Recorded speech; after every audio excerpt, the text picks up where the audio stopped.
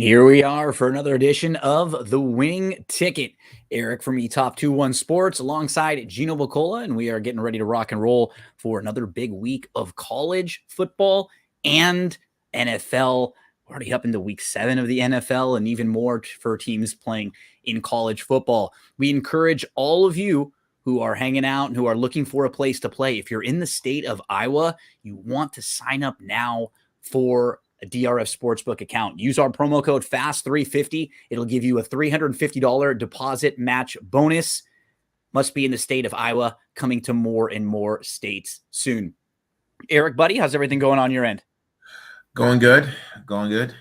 Excited about the slate of games. Got some big games in both college and NFL this weekend. Okay, let's get to one of your first thoughts in the NFL. Will come into debate. We're going to go college football first. So you're going to have 3 plays. You have 1 prop and 2 NFL games today. I've got 3 NFL games. We'll hit Sunday Night Football. We'll hit Monday Night Football. But I think we have 4 college games that we're looking at. We try to kind of pick some of the bigger games of the week. So Eric, Ohio State, Penn State, talk to us about this one. Set us up. We've got Ohio State as about a 5.5 point favorite, right? And these two teams have not had very good offenses this year. Very impressive defenses. Penn State, offensive, it's really tough to see what they are. They have been very vanilla because of their strength of schedule. This is the toughest environment that their quarterback has played in college. Flip side, McCord for Ohio State. He hasn't looked that great either. You got to give him credit where credit is due. He did drive them down the field against Notre Dame, putting them in position to win. I kind of feel that both of their quarterbacks, because I don't think either one of them are good, kind of cancel each other out. I think where Penn State has the advantage is in the trenches on both sides, their offensive line versus Ohio State's defensive line, and then vice versa. I feel that Singletary and Allen are going to be able to run the ball effectively against this Ohio State front. I just like Penn State's lines better. I like their defense better. I like the running backs better. I bet Penn State. I took them plus the points. I also took them on the money line. Yeah, for Ohio State, I don't know if a lot of people realize that this isn't quite the normal Ohio State offense that we've seen, right? Because what's difficult when you're handicapping this game, at least for me, Eric, is that this is Penn State's defense has been awesome. Even though Ohio State's offense isn't great, this is still going to be by far the best offense they've played. Right? No doubt about it. I think they lead the nation in expected points allowed per play defensively. They're second. They only allow 8.2 points per game allowed. However, they haven't played an offense better than 62nd in offensive EPA, and Ohio State is 13th. So can the pass rush win rate, pressure rate, that's key. I think that to me is the key matchup for them. And I think you were kind of pointing at it because McCord has really struggled when under pressure this year. He grades 33.8. That's his grade. 7th worst among Power 5 quarterbacks when under pressure. We're going to talk about under pressure and how important that is for some key quarterbacks like Caleb Williams in just a moment. But Eric, I'm with you on this side. This feels like more than just 1 year's worth of a game, right? Because Penn State kind of has this same sort of very similar type year most years where they'll win a lot of their games early, they'll beat up on inferior opponents, and then they get to the Ohio State and Michigan games, right? Yep. And if they don't compete in those games, it's really hard to look at your season as a positive. Even if you lose these games, you got to be competitive, and we just haven't seen that as much recently. This feels like such a good year for Penn State to take on an Ohio State team that they really do have a pretty even level of talent with. Like you were pointing out, both of these quarterbacks, these guys are not impressive downfield throwers. Correct. I kind of feel like this is the first year where we can kind of look and say like Penn State has an opportunity to win the Big Ten. Completely agree. Make the college football playoff, which we haven't been able to say in a while. But it all comes down to their quarterback. And what about the injuries in this game, right? Because there's a ton of – do we know more about some of the players on both sides, right? A couple running backs, the wide receiver for Ohio State, also Buka. Do we know anything right now leading into this? As of right now, we don't have confirmed reports from a credible source. And both sides are dealing with a lot. I mean, this is huge for Coach Franklin. He's 1-8 in his career versus Ohio State, 4-14 versus Ohio State and Michigan. Just these offensive haven't been very good. Can the offense for Penn State do enough in here? Super conservative. But we kind of saw this when, I mean, granted, these are two different programs. We saw this when Missouri played Kansas State. Missouri was very vanilla in their leading into it, and then they not want to give anything away. Right, a lot. Are we going to see that from Penn State? Are we going to see, because they've been insanely vanilla, no deep throws, everything running game and underneath. Are they going to open up? Are they going to press it down the field a little bit more? It's going to be interesting to see what happens in terms of that. With Ohio State, they just haven't offensively. They just haven't looked right. McCord hasn't been, obviously CJ Stroud, but not even like a JT Barrett type guy, someone even like that underneath the center. I'm just a little worried about them offensively and everything. We're both on the Penn State side. We like the dog side here. Let's move to game number 2, Bama versus Tennessee. This one's kind of intriguing because you have two teams where their quarterbacks kind of remind you a little bit of each other. They're not very consistent on the down to down, but they can take big shots. Now, for Alabama, Milroe's been better, but even last week, he completed less than 50% of his passes. He only had 10 completions. He finished with 238 yards, a lot of it because he had a big 79-yard pass. Alabama comes off a lackluster win against Arkansas, and this probably won't be the 52-49 game that we saw last year, right, Eric? It doesn't seem like we have those types of offenses or even really offensive playmakers. For both sides, it's the defenses that seem to be a little more impressive. Some strong DBs on both sides, and each team also has at least one strong edge defender. On the Tennessee side, the only road game they played this year was at Florida in a game where Eric and I told you to play Florida, and Tennessee was favored by 5 and they lost that game by 2 touchdowns. Yeah. I look at it like this. I just don't trust Milton at all. Me neither. He hasn't looked great getting the ball to the wide receivers. Does he have a cannon of an arm? Yes. But is he accurate? No. Run game has looked solid, but they just don't have that extra element like they had with Hooker, Hyatt, and Tillman last year at the skill positions on the outside. I will give Tennessee's defense credit. Has looked pretty good. Flip side, you mentioned Milroe. He's starting to receive some high praise from some NFL scouts I talked to about how he's playing under pressure, when he has pressure in the pocket, and what he's doing with his footwork. However, we talk about it when we're talking about these NFL teams. When we talked about Jalen Hurts, when we've talked about Tua, these coordinators putting quarterbacks in a position to be successful. I don't feel like Reese is doing that with Milroe.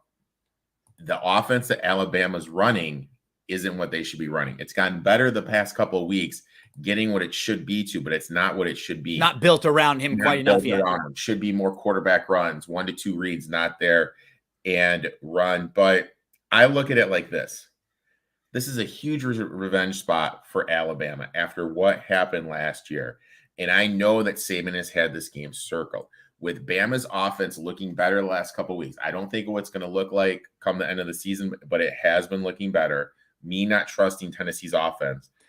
I expect Bama to make a statement this game. First half and game, that's what I'd lead for Bama. If you do think Bama is going to win this game, maybe even adjusted, right? Yeah. You go deep. Well, I was going to say, if you do right now on DRF, Bama is 1,500 to win it all, plus 1,500. So, Penn State, Ohio State, they play each other. They're both 11-1. The Pac-12 teams are playing each other too. Yeah, that's another thing. Factor out.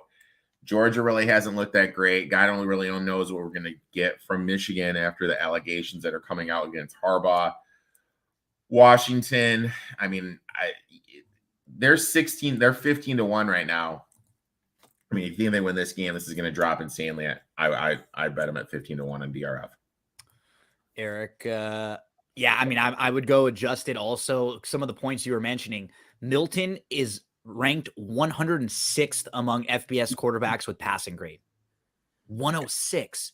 He has as many turnover-worthy plays as he does big-time throws, 7 on the year. He threw for a season-low 100 yards in the win over Texas A&M. They ran the ball okay last year, and their running back's gone over 100 yards 4 times, right? But just have not been that impressed with Tennessee offensively, especially in a spot like this, going into a tough environment with a team that's got a chip on their shoulder based on what happened last year. Yeah, I'm not one that's normally going to be telling you to lay the big numbers, but I just can't confidently back Tennessee here. And I'd be okay with, with laying an even bigger adjusted number on Bama, or like Eric mentioned. So what's the first half right now? 5, 6? Let me pull it right up on DRL. Because I'd be fine with that. First half, I can't find it. Yeah, so if you can get a first half out there, that might be the play. Eric, 1.5 for Alabama and DRF. 4.5. Yep. Yeah, makes sense. Third game of 4 that we are going to preview: Florida State minus 14.5 versus Duke. Do we know right now, as we record on Friday night, know what's going on with Riley Reed? With Riley, it kind of makes it hard. But Riley Leonard, the quarterback for Duke, who is very good. He's also a dual threat. He can run a little bit. The quarterback who played last week, he can run, but he's a redshirt freshman that completed 4 of 12 passes. And NC State, I mean, that was, talk about like brutal of brutal. That was an absolute, just brutal effort by NC State. I look at this game like this. It's really hard to know what to do with no Leonard. We don't know what's going to happen, but we do know this. This is going to be the best defense that FSU has faced. Also, Wilson, their star wide receiver for FSU, he is a little banged up. I do think Duke's front 7 is going to be able to get to Travis, make him a little bit uncomfortable. And regardless, if Leonard plays or if he doesn't play, I think the Duke offense is going to have a hard time moving the ball, especially in the ground game. Even with Leonard plays, it's a ground-based rushing attack. I would lean toward the under in this game if I were to bet anything. I don't know if Duke's going to be able to get to 14 points. I think Florida State's going to struggle a little bit. To me, this is like a 17-3, 21-3 type game. Florida State, they struggled defending the mobile quarterback against Boston College, right? When they almost lost that game. So that's it. It feels like if Riley Leonard was healthy, this would be a really good matchup for them. I think you were kind of hitting on that too. That's what makes it hard right now, not knowing. As Florida State is led by the quarterback, strong receiving weapons, but Duke leads all FBS teams in coverage grade this year. Travis looked like he got hurt in the first half against Syracuse, but he seems to be fine. Florida State scored 30 points in 12 straight games. And again, another game where we have a receiver, Wilson, and a tackle, Harris, who missed the last couple of games, probably coming back in this one. So just monitor before these games on Saturday. There's a lot of health stuff in Penn State, Ohio State, as we talked about, in this game right here. Definitely in the next game too with USC and Utah. But Duke is, they want to run defense. They'll need their secondary to continue to play strong here, where they've been really good. They've only allowed 14 points one time this year. They've held 4 opponents to single-digit scoring, and this will be the 3rd nationally ranked opponent they've played in the first 7 weeks. That'll be the first time that's happened for Duke in like the last 7 years, I think since 2016. So final thoughts, under for you. What are you seeing, or like what would be a playable under number? I would look at 45, anything under 45. I don't know what it is right now off the top of my head. Something mid-40s. I wouldn't want to go anything lower than that. But the thing is if Leonard doesn't play, this number is going to drop insane. Yeah, because they just are going to really have a tough time scoring, as we saw last week. I mean, right now it's at 49.5. So this line has it built in that Leonard's going to play. He's going to play. Yeah. Let's get to our final of the college games, USC versus Utah. USC came off of a very disappointing game last week. And honestly, it wasn't like it was just that game.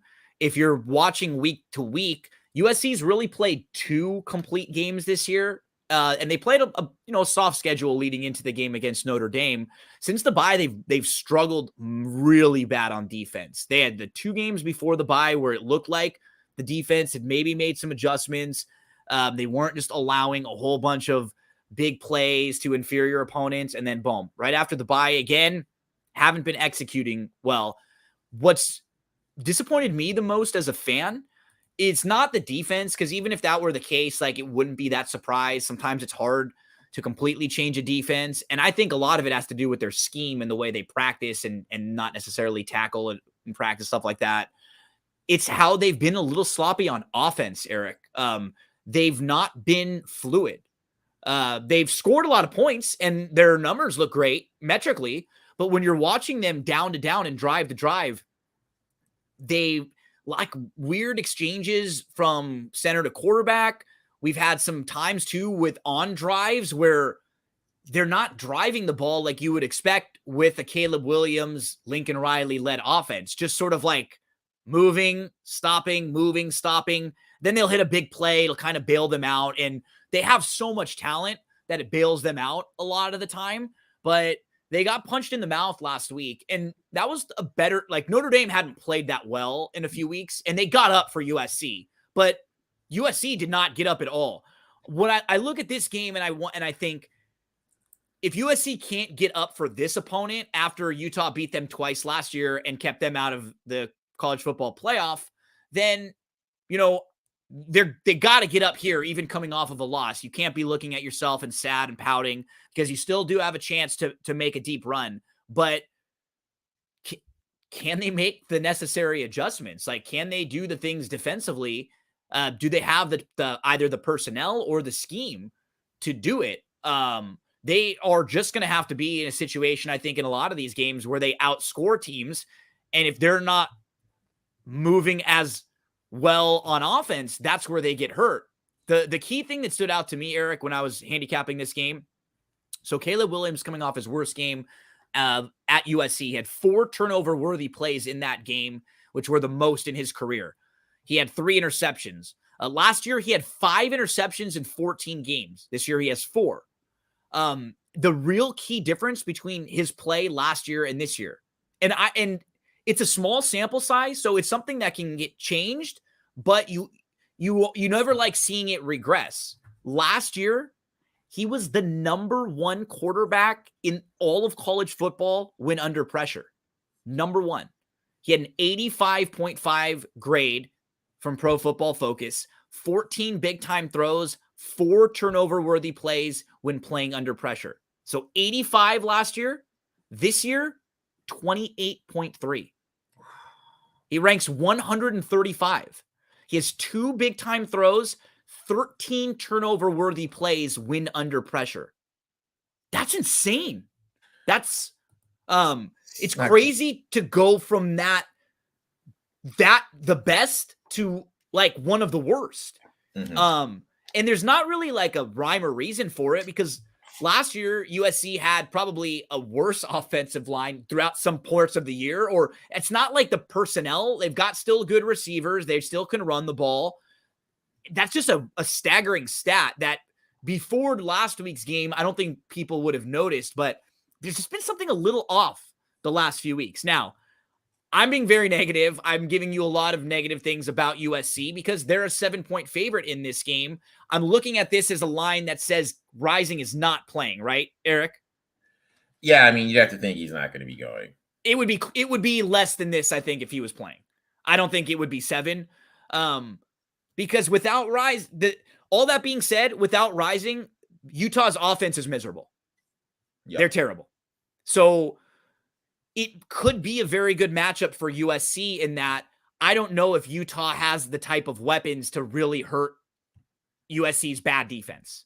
And USC, if they come out here frustrated, upset, and they are moving the ball offensively, I don't think Utah can keep up with them. That's sort of how I'm looking at it, but it's just so tough to trust this defense covering a spread with margin. I would not tell anyone out there to go bet this number. Again, if you like USC, if you think and you find out tomorrow that Rising's not playing, and I'd rather play an adjusted number at a better price than just lay a 7 at -110. That's just me.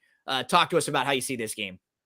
I mean, you talked about Utah's going for their 4th win in a row against USC. This would Yeah. be their longest win streak.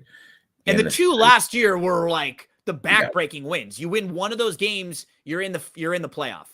And you kind of look at it, they're averaging 43 points, and they're not really that big of a high potent offense. So it's kind of like, can you trust, you mentioned it, can you trust USC's defense to get the stops? Obviously, you mentioned Rising. There was this interview he did on a Utah radio station, and it kind of insinuated from him that his knee injury was way more serious than what people thought.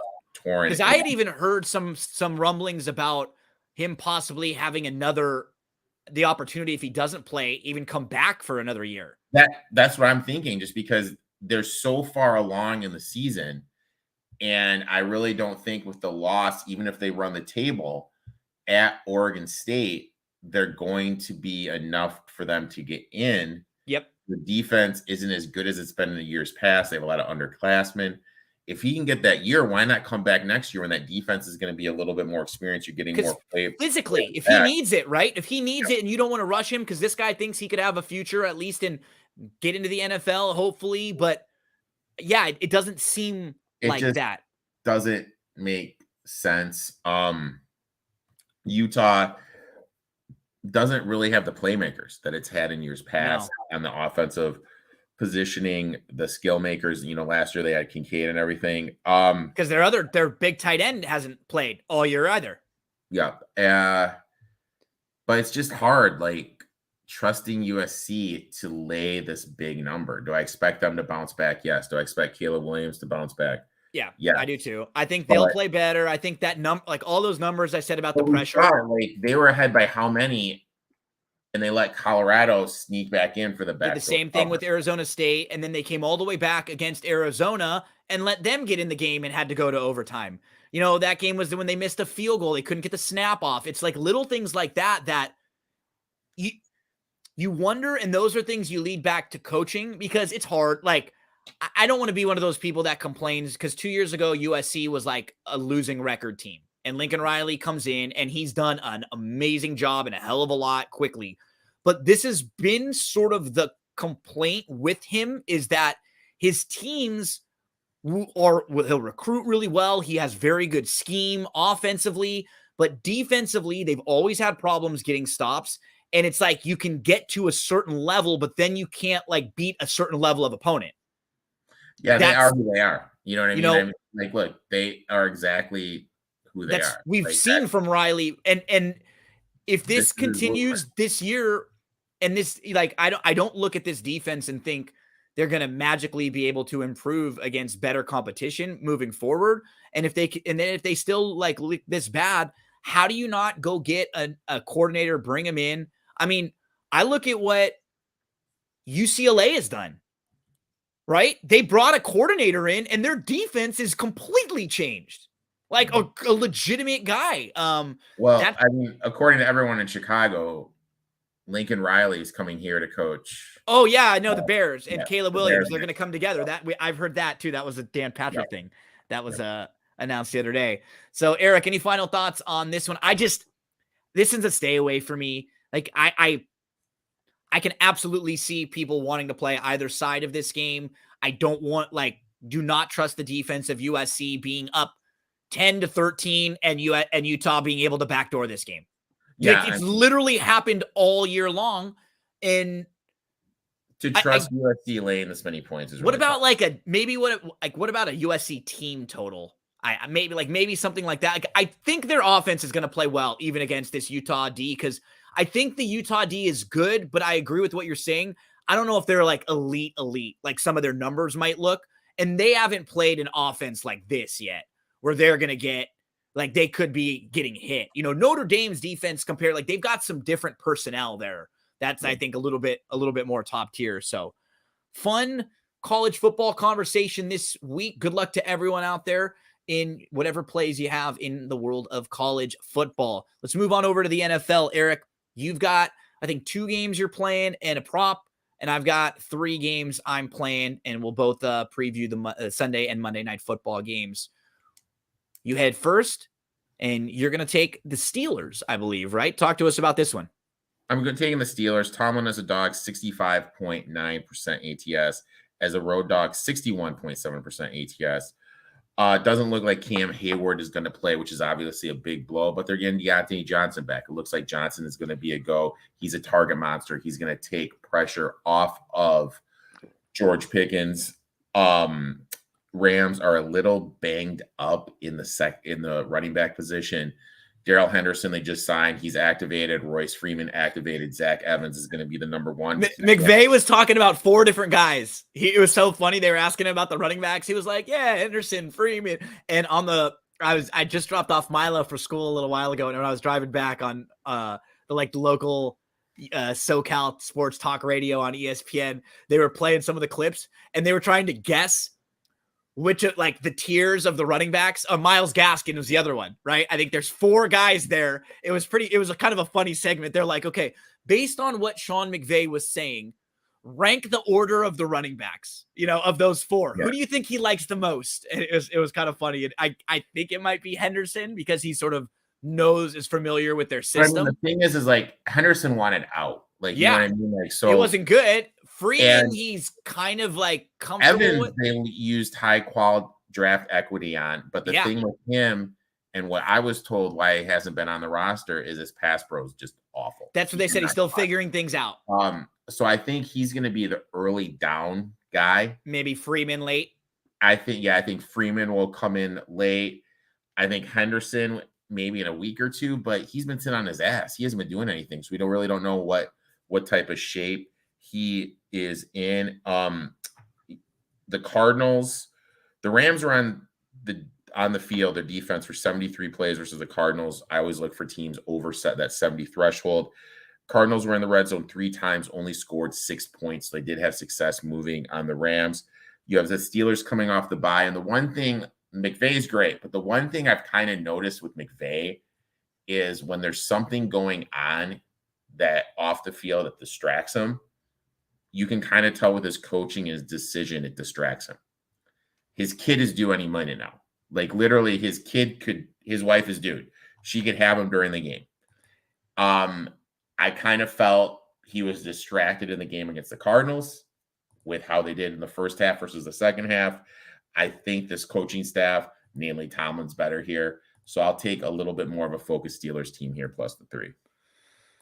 Eric going Steelers plus the 3. I'm going to head to the Colts plus the 3. And for me, this one is a lot of kind of playing against the Browns coming off of a big win. It looks like Watson is trending back in the direction of playing. So even with that, I think that's why this number sort of moved up to 3. Keep in mind, Watson has not been very good. And if he's coming off of an injury and sort of has to kind of start himself over, getting back into shape, the Browns were awesome. We saw them beat the 49ers. They leaned on their defense, but they dominated that game. But a couple things to keep an eye on with them. They've lost the turnover battle in every game this year. So that is going to catch up with you. And that's a reason why they haven't had a more dominant overall win-loss record. And I don't really love what I've seen overall from Watson. I get concerned sometimes too with Stefanski. I think that just coming off of that big win, this is a really nice spot for the Colts because on the flip side, the Colts looked miserable.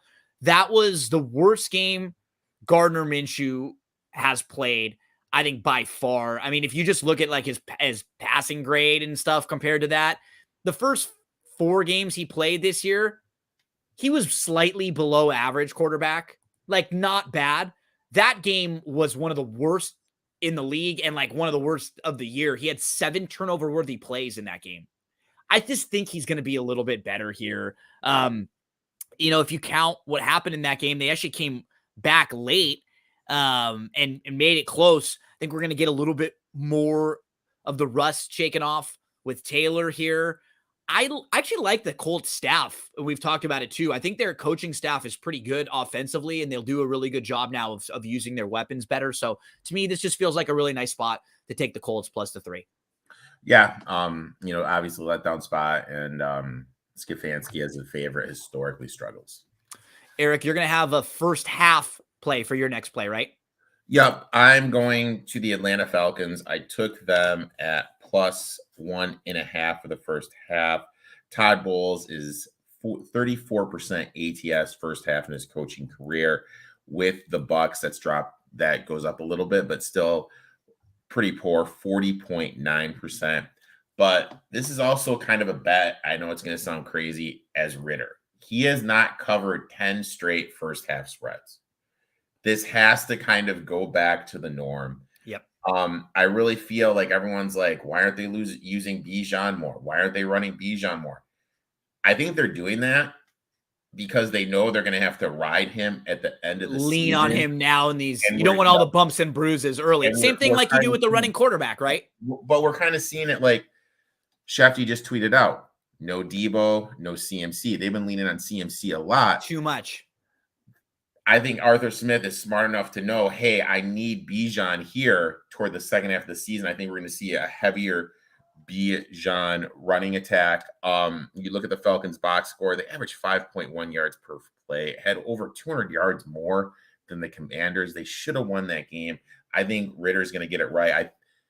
How can I word this? I think this is going to be a heavy practice week on him. I'm just seeing the open guy. Yeah. There was so many plays. I rewatched the game when I was on the treadmill where the second and the third read were open and he was just looking at the first one. I think Smith's going to get him in to the facility, do a little work on getting through the progression. I absolutely love the Falcons here. I'll play them on the first half. Little humble brag. Eric telling us how he's working out over there. Do you go incline? Little incline on the treadmill or no? So what I have figured out, and I need to talk to you off camera about this, is when you are dating somebody that runs marathons, you slowly become a runner. You have to get in shape just to keep in shape. Morph into someone that runs, and I hate running. Well, you know what's funny? Behind me. All of these behind me. These aren't for me. I didn't run those. Those are Stephanie, my significant other. Before we had Milo, and actually a little before we met, she was marathons all over the place too. And even recently, she like last year did a marathon with him, just like a 5K, like pushing him out of nowhere, just like, oh yeah, I'm going to do this with him. I was like, I wouldn't be able to just randomly do that and push him while we're doing it. So I know. We went on an 8-mile run. Ooh. And I thought like I was going to have a heart attack. Yeah. So you have to. Yeah. Yeah. So Eric, getting in shape. Oh, and one more thing. Road divisional dogs first half last 2 years, 56% against the number. 56% against the number there. Eric on the Falcons first half. Come on, Falcons. First half. Let's do this. Where am I headed next? Oh, I'm going to go Patriots plus the 8.5 here. This is just going to be another situation where I look at the Bills. Man, they've had so much going on the last few weeks. They get this huge win over the Dolphins, and they beat up the Dolphins when the Dolphins were the really hot team. Everybody was talking about how you can't beat the Dolphins, you can't stop them, and the Bills just crush them. But at the end of that game, and then in the next couple weeks, the Bills start getting decimated by injury on their defense. They start losing some of their real key key players on their defense, and they have to travel to London. Total flat spot. They arrive late in London. They end up losing that game. They come back from London. So it's another flat spot because they're playing the Giants without their starting quarterback, but the Giants have a bunch of the Bills' former coaches. So they actually know a lot of what the Bills do. So, and the Bills are even more banged up on defense now. So since that big win against Miami, the Bills have not covered their last 2 games. They're even more and more depleted. They're playing a division rival now. This has got to be one of the biggest numbers ever, right? For the Bills at New England. This is an absolute huge number. I mean, this is a massive number. Cunningham's going to be more of a factor. Has to be. But the main thing that's kind of stood out to me is just the Bills' injuries in the back 4. Yep. And you can run against them now with no Milano. Mm-hmm. Because he dominates and surveys everything that's going on in the middle of the field. Von Miller, I don't know if he's got anything left. He was banged up, and he hasn't been the same since he's come back. And maybe he will be in a few more weeks, but they're missing like 3 or 4 of their really key defensive players. Last week, They get shut out through the first 3 quarters. Here was their start of the game for the Bills. They go 3 plays, 3 yards, and a punt. Their next possession, 6 plays, 40 yards, fumble. Their next possession, 5 plays, 38 yards, punt. Their next possession, 3 plays, -4 yards, punt. They go 6 plays, 31 yards, missed field goal, 5 plays, 29 yards, interception. I mean, they were very fortunate in that game not to have lost. The Giants have like a bunch of metrics from that game that they were the only team to have ever got to the 1-yard line twice on 1st and goal and not scored a point either time. Like, the Bills were just super fortunate that the Giants were not up way bigger earlier in that game. The Giants actually played pretty well too, just didn't execute late. And I think this is just too big of a number. Like, I can see the Bills being up by 10 here and getting a garbage late from New England. Yeah, and when you look at it, Diggs has only had 2 games in his time with the Bills where he's gone over 100 yards against the Belichick defense. Allen only averages 220 yards. So they're doing a pretty good job of limiting him. I expect they're going to lean heavy game from Stevenson, lean on him. And when you look at the Patriots game, I mean, if Parker catches that, if he catches that, they win the game. They win the game. And if they win the game, what's this line going to be? And you know what? They've been bad. I can give you a million Patriots stats. Mac Jones is 0-13 in his last 13 games as an underdog. They've only led in 15.4% of their games this year. They got outscored 85-6 over a stretch of 10 quarters. They did not score a touchdown in 12 consecutive quarters. They had 29 drives that didn't reach the red zone. All of that is true. All of those are facts. I'm not selling you on the Patriots being some fantastic team. They could have easily be a 3-4 win team this year. Even with all of that happening, they could have beat the Raiders. They could have beat the Dolphins right there. Those 2 games flip the way that we perceive this team. That doesn't mean they're better or worse, but 2 wins and losses are a little bit fluky sometimes, right? Like, that's why in a small sample size of something like the NFL, we like to look at a lot of the numbers and what happens down to down, because that's a little bit more consistent. That's a little bit more trustworthy. What happens on play to play to play. They're not as bad as the perception of them is. They're not good, right? They're not good in like really anything. Their defense is above average. So that's still where, if you aren't executing well offensively, you're not going to just be able to run up and down the field on them. And that's what I think will happen here. And it's 56% home dogs in the division, getting 7.5 or more. That's where this number is. It's really hard to win them because they're so familiar with them. And someone made a comment to me that the Bills are basically running the same stuff. There's been no real differential stuff from the playbooks. That's another hand with Belichick. I'm going to play it, and I got it. I'm working on a funny TikTok for this Patriots bet that I'm going to. Oh, look at you TikToking it up. Okay. Yeah.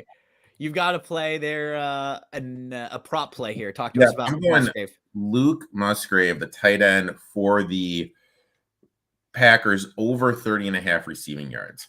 The wide 9 defensive front that Vance Joseph runs is awful defending the tight end. You look, and this has been not just this year, this has been the history of Vance Joseph defense. This is just this year. Kelsey, 9 for 124. Conklin, 4 for 67. Cole Kmet, 7 for 84. Bates from the Commanders, 3 for 46. The only 2 tight ends not to go over this prop, Austin Hooper for the Raiders, week 1, when he was their number 1 tight end, and Smythe for the Dolphins in that 70-27 game. So those are 2 tight ends that don't even factor in the passing game, but they are still close to going over this 30. Musgrave has gone over this 3 of the 5 games he's played. He averages 5 targets, 4 receptions, 32 yards per game, 3rd on the team in targets. I expect this to be a heavy attack the weakness of the other team because we need a win from the Packers. I'll take Luke Musgrave over the 30.5 receiving yards. Over 30.5 on the receiving yards. Eric, you hope my play is correct because you are a Lions fan here. I'm going to take the Lions plus the 3 against Baltimore. The Lions are the number 2 team based on the DVOA metrics. It's the highest they've ever been. They have the number 3 ranked defense in the league, number 5 against the pass, number 3 against the rush. Super well balanced. They are one of the only 2 teams in the league to be top 5 in both the categories defensively and in offense and in defense. Just really well balanced. It's the 4th time this year they've held an opponent to under 20 points last week. 3 of them have been on the road. They've also scored 20 points at least in every game this year in 15 straight. They've hit the 350-yard mark in every game so far. Didn't turn the ball over against Tampa, and Tampa was averaging 2.5 takeaways per game this year. What I like in watching them, how they've shown they can win games in different ways. Because I think when you look at this Detroit team, what they want to do is they want to run the ball. They want to lean on a good offensive line, and that'll make things a little bit easier for Jared Goff. But last week, they couldn't do that at all. Gibbs was hurt in the game, and then Montgomery got hurt. So you're missing your top 2 running backs, and Tampa's a really good run-stopping team. So you put all that together, they couldn't run the ball against Tampa. What do? Hey, let's lean on Jared Goff. Goff had 340 yards, 2 touchdowns. St. Brown, 12 receptions, 124 yards. He had 6 first downs and a touchdown. So 7 of his catches were for first downs, and one of those was a touchdown. They got an awesome block from Reynolds to spring one of those touchdowns. And I don't know if enough people are talking about Jared Goff. If you guys win 2 more games, he needs to be in the top 3 to 5 conversation for the MVP. He does. Here's the thing with the Lions. Like, I was talking about this the other day. You got to kind of look, because there's this website Tankathon where it basically looks at the other teams' records that you're playing against and who has the easiest record. And when we did this, we looked at it last year. The Lions had the 2nd easiest schedule remaining.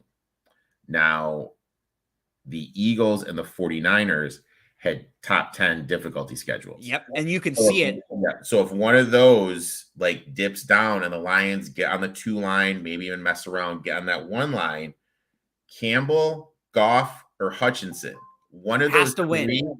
Is winning something. Absolutely. Defensive player of the year, or we're talking, right?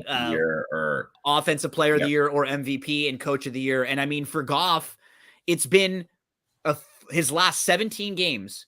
He's 13-4. The Lions are 13-4. He has over 4,400 yards, 29 touchdowns, 4 interceptions, 69% completion percentage. He's just been awesome. And on Pro Football Focus, he's number 1 in offensive grade among all quarterbacks. He's number 2 in passing grade. He's just been, and you know what's funny? It's because he's had such an up and down career. It's almost like we forget this guy was a number 1 pick. Yep. He's super talented. And if you give him a good offensive line, he can pick you apart. The thing about him, he's just not mobile, right? Like, that's a knock on him in an era where there's a lot of mobile quarterbacks who can throw on the run and who can beat you with their legs. He's not going to do that with you. But now he's found a perfect situation where he has this great offensive coordinator who knows how to scheme things for him. He has a really good offensive line, and he has aggressive head coach who gives him extra plays and gives him extra possessions, probably gives him a little confidence too by telling him, hey, Jared, let's go for it on 4th and 3.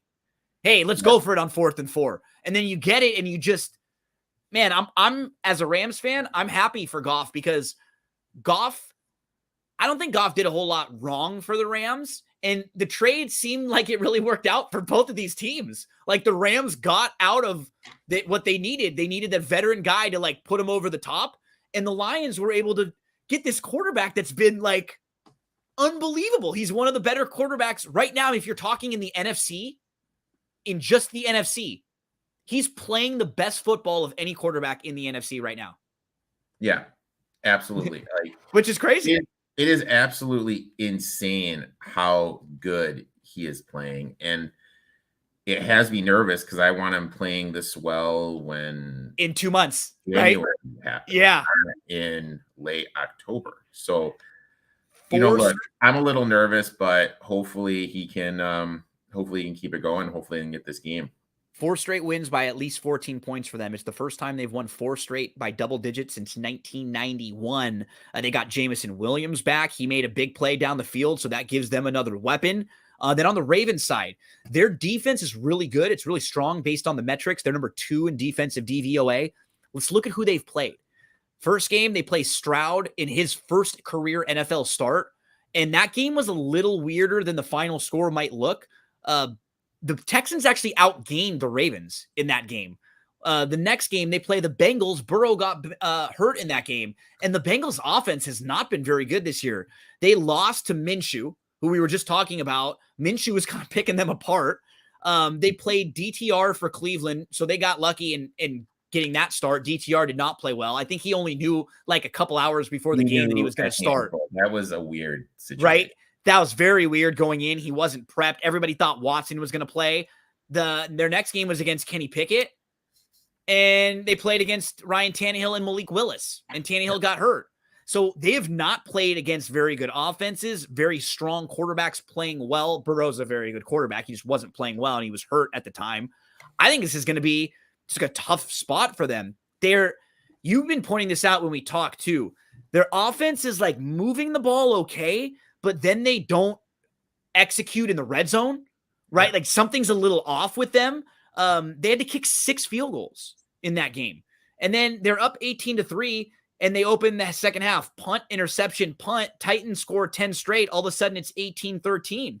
They've only scored 1 touchdown in their last 7 quarters. I'm on the Lions plus the 3. Let's go, Eric, with the Lions. And let's go to Sunday Night Football, my friend. We have 2 of the better teams in the league right now, 2 5-1 teams with the Dolphins and the Eagles. Eagles are a 2.5-point favorite in here. And Eric, I just think of these 2 teams that the Eagles are a much more well-balanced team. The Dolphins have a fantastic offense. They're fast. They're very well coached, especially on the offensive side. They scheme to make things really easy for Tua. He's really accurate. So if you're just slightly off in your coverage, he'll hit you. They're fast. They're good. That's all incredible. We can go through all the records they've broke so far. They were down 14-0. Then they scored 35 straight against the Panthers. But I look at them. They have the number 1 offense. They have the number 27 ranked defense. And they are 27th in success rate allowed. The way that I just see this game unfolding in my head, I think the Eagles are going to just try to run the ball, take these drives that are long, sustained drives, pick up 5-6 first downs on each of them, make sure Miami's not getting the ball for a whole ton of possessions. I think the Eagles are going to try to hit them pretty hard.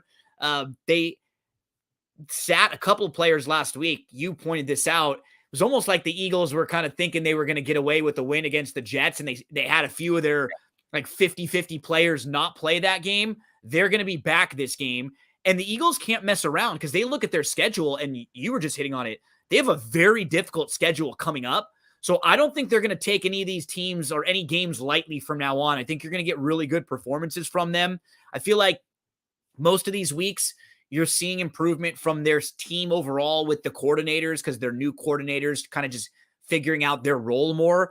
And that was like one of Hurts's worst games. He's the type of guy who I feel like when you get a bad performance like that, he's going to really take it personally. He probably spent extra time in the film room this week, probably got to practice a little bit early. He was probably really wanting to shift how like that bad taste in his mouth from last week. So I just expect a really big effort from the Eagles. I think they're still a very good top tier team. And I think people are kind of down on them this year because they haven't been blowing anybody out and they haven't quite looked as good as they were last year. And on the flip side, I don't think the Dolphins are quite as good as most people think. They're averaging 37 points a game.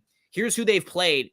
Defenses ranked number 26, the Chargers, number 14, the Patriots, number 32, Denver, number 6, Buffalo, number 28, Giants, number 30, Panthers. They've played the teams that are the 26th, 28th, 30th, and 32nd ranked defenses. So 4 of their games have come against the bottom 6 defenses in the league. That's almost impossible to have scheduled a schedule against worse defenses. So Hurts is the type of guy that's just motivated by people saying he can't do stuff, people saying he's not good enough. Who's the quarterback for the Miami Dolphins? Tua, and this is in Alabama. This is the guy that they benched him for. Yeah. And so that's going to motivate him. But the big thing with Tua is he struggles when faced with pressure. The one thing Buffalo is able to do is able to get in his face and make him throw balls when his read wasn't there. He didn't be able to get his feet set. Tua is a very mechanical in what he does. You know, we talk about having coordinators put their players in an opportunity to be successful. McDaniels has done that with Tua. He has made this offense where it's just catered to what Tua can do.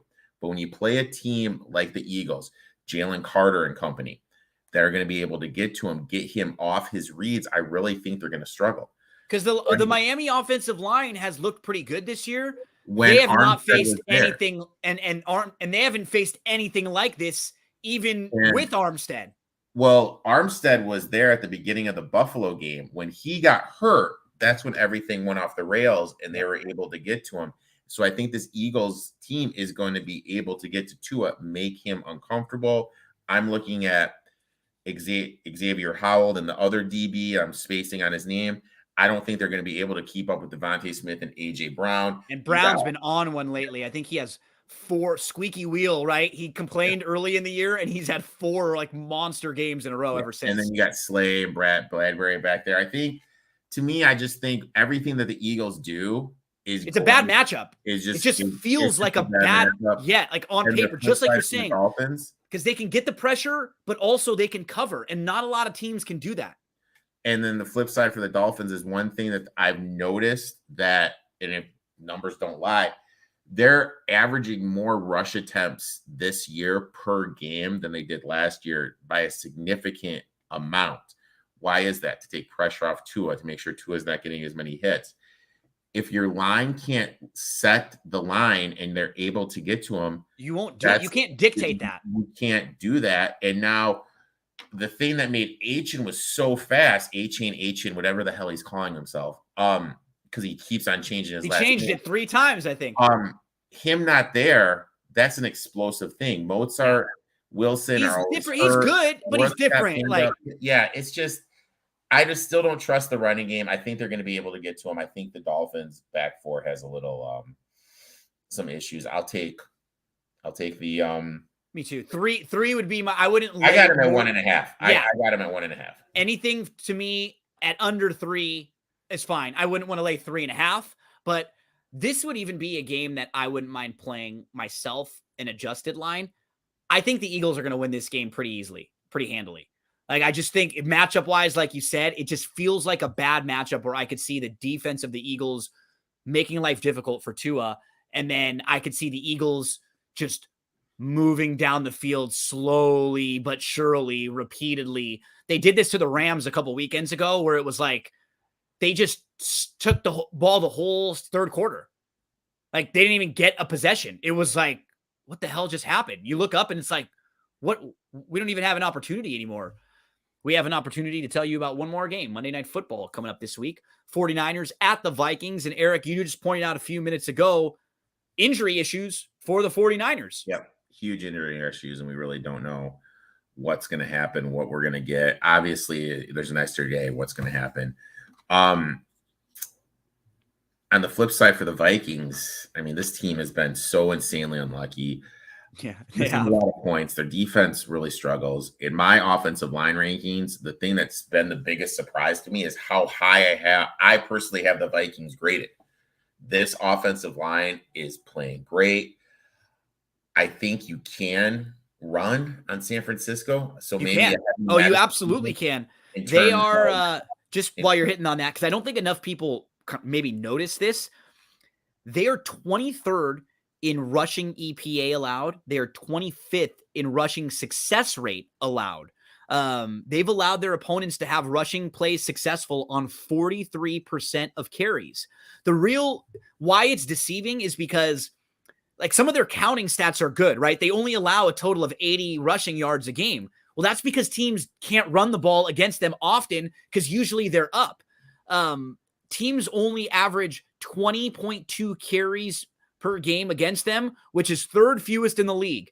And the 2 teams that have the fewest rushes per game against them, the Eagles and the Lions.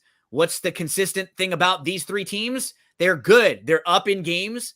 And it's so if you can stay close with San Francisco, you can run the ball against them. But when you're down 14 or 21 points, it's really hard to stay consistent to the run. We've seen it in a lot of games, just down to down to down to down. I agree. I mean, I think if you're playing this game at 7 or over, I'd be on the Vikings side, and mainly because the Vikings live and die in close games. Last year, they had 11 one-score games. They were 11-0. This year, they've played 6 games. All 6 of them have been decided by one possession, and they're 2-4 in those games. So even if they don't win, you feel like this is going to be probably a 7 or 8 point game or under, because that's just where the Vikings are.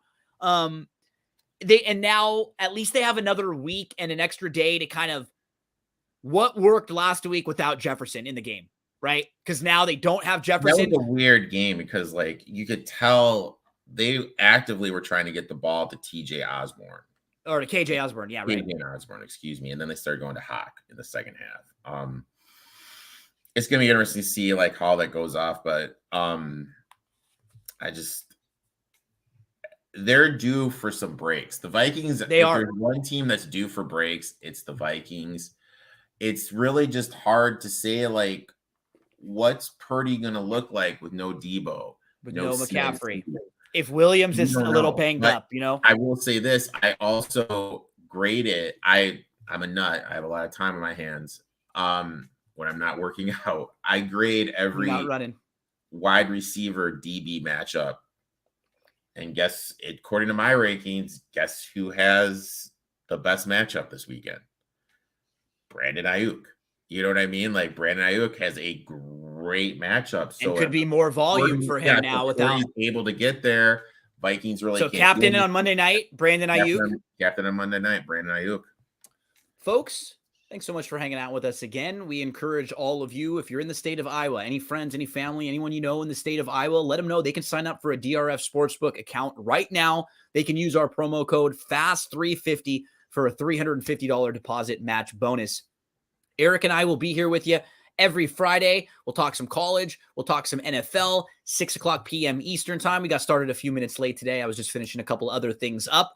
And then if you want to hang out with us on Sunday morning, we have a Sunday morning NFL show. It's called NFL Betting Blitz. And we go over all of the games for Sunday and Monday, sort of like we did, even a little more in depth. What's nice is that when we go over them on Sunday morning at 11 o'clock a.m. Eastern time, we'll pull up all the betting lines from DRF Sportsbook as we go through. We'll build a parlay, and we'll put together some prop plays for you with a website called parlayplay.io that Eric and I do some work with. And we'll be able to give you a little bit more fantasy and DFS tidbits. We'll know the final injury reports. We'll know the final lines and where the numbers have moved. And we'll be able to kind of help you maybe build a DFS lineup, or at least put a couple in your lineup. So Eric, buddy, thanks so much again. Great work.